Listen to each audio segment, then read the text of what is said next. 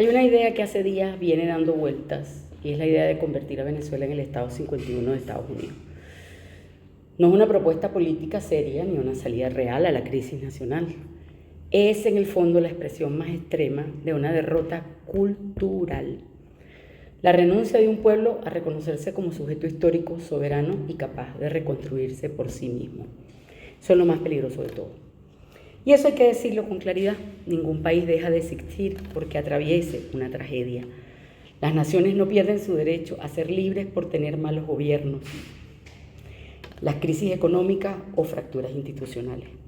Lo verdaderamente peligroso ocurre cuando un pueblo comienza a aceptar la idea de que solo puede sobrevivir subordinándose a otra potencia. Y allí empieza la colonización más profunda, la mental. Porque después de ocupar territorios, primero se ocupan conciencias.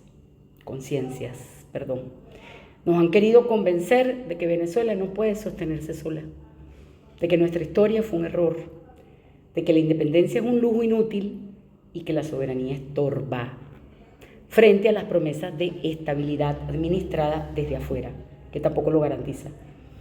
Y ese veneno no llega de golpe, entra lentamente en la desesperanza cotidiana, en el cinismo colectivo, en la idea de que da igual quien mande mientras me resuelva.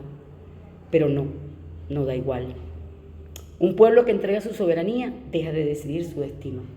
Pasa de ser una nación a convertirse en un territorio administrado.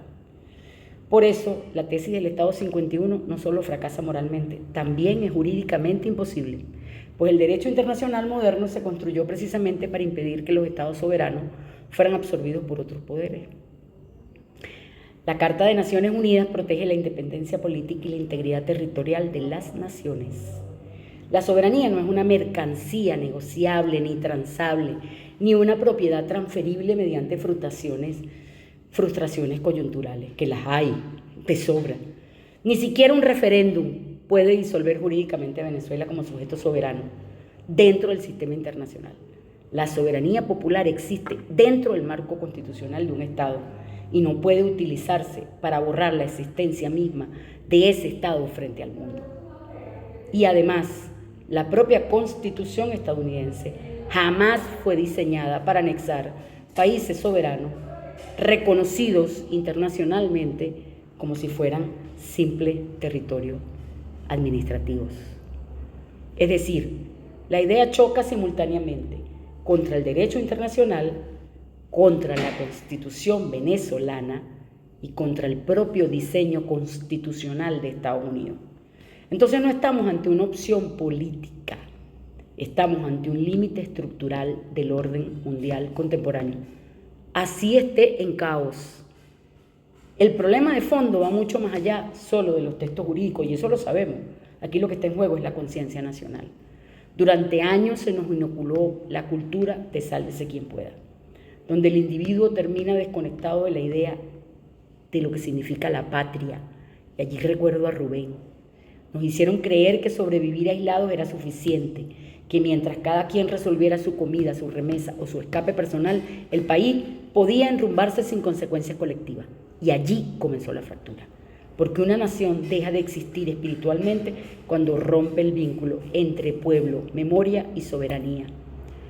Cuando la bandera se guarda con vergüenza, cuando el patriotismo se ridiculiza, cuando la identidad nacional se sustituye por obediencia cultural hacia centros de poder extranjero.